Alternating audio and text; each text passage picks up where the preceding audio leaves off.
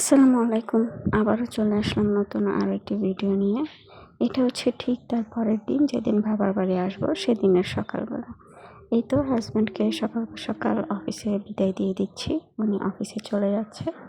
তো উনি অফিসে চলে যাওয়ার পর আমি আমার ঘরের বাকি যে কাজগুলো আছে সেগুলো তাড়াহুড়া করে সব কমপ্লিট করে নিব। ওনাকে বিদায় দিয়ে দিলাম। এর মধ্যে আমি সব কিছু খুব ফাস্ট অফ ক্যামেরাতেই কমপ্লিট করে নিলাম।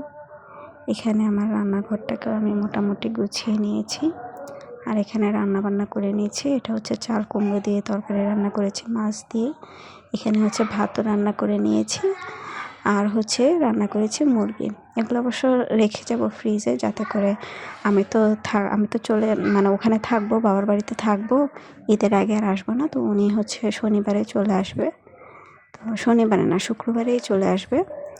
তো উনি এসে যাতে খেতে পারে সেজন্য কিছু রান্না করে ফ্রিজে রেখে যাব। মাংস, তারপরে এর আগেও গতকালকে শুটকি রান্না করে সেটা বাটিতে করে রেখে দিয়েছি। তো এই তো রান্নাঘর গোছানো হয়ে গেছে। এর মধ্যে আমি আমার ঘরটাকেও মোটামুটি ঝাড়ু দিয়ে একদম পরিষ্কার করে নিয়েছি। আর এদিক দিয়ে আমার ব্যাগপত্র গুছিয়ে নিয়েছি। এখন শুধু উনি আসবে, আসার অপেক্ষায় আছি।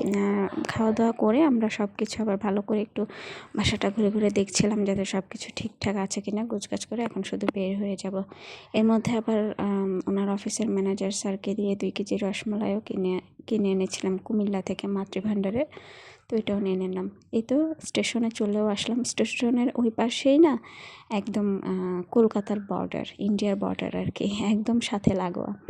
তো এই তো ট্রেনে উঠেও পড়লাম, ট্রেনও ছেড়ে দিল। যাচ্ছে ট্রেন।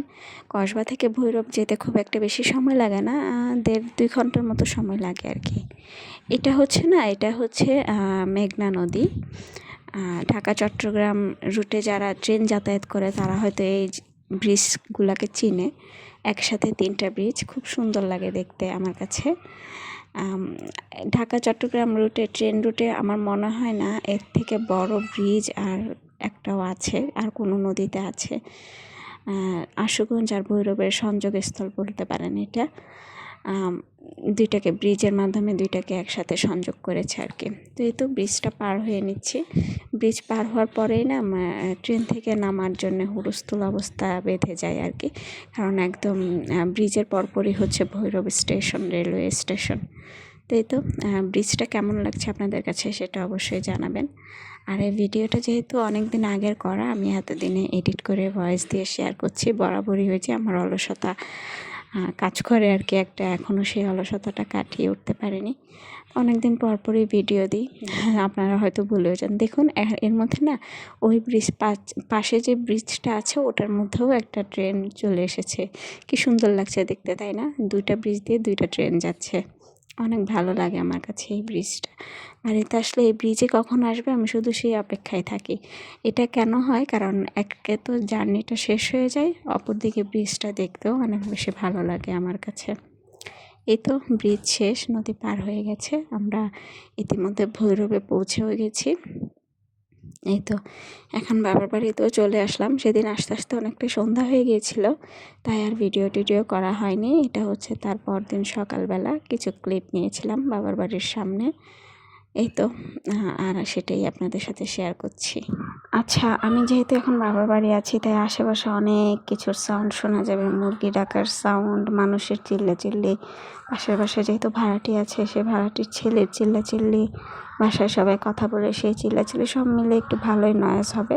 তো আপনারা একটু জিনিসটাকে ক্ষমা সুন্দর দৃষ্টিতে দেখবেন।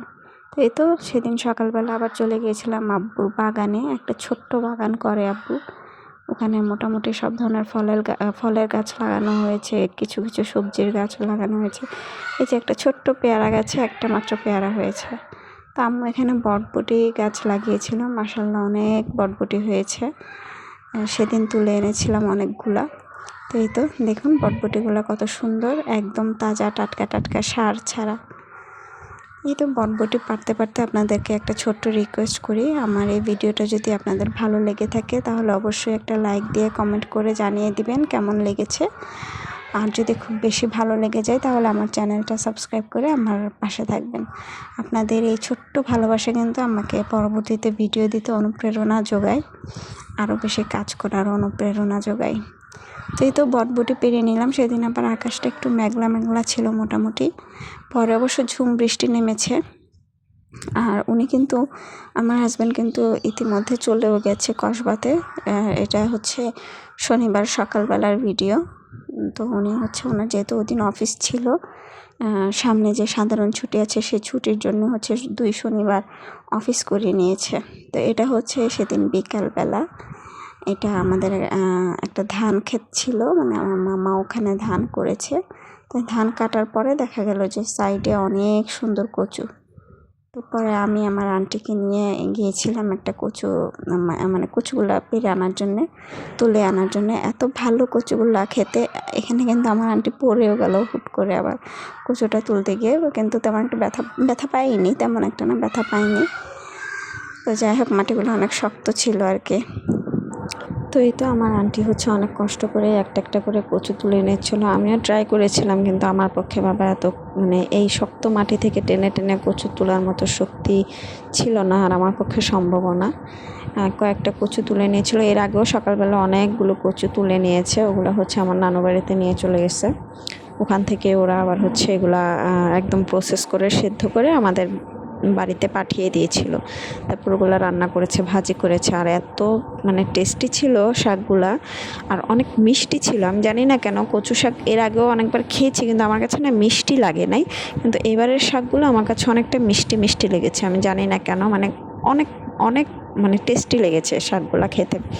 তো অনেক 2 দিন খেয়েছি শাকগুলা, বেশ ভালোই লেগেছে। তো এই তো এর মধ্যে আমার ভিডিও শেষ হয়ে গেল। সবাই ভালো থাকবেন। আল্লাহ।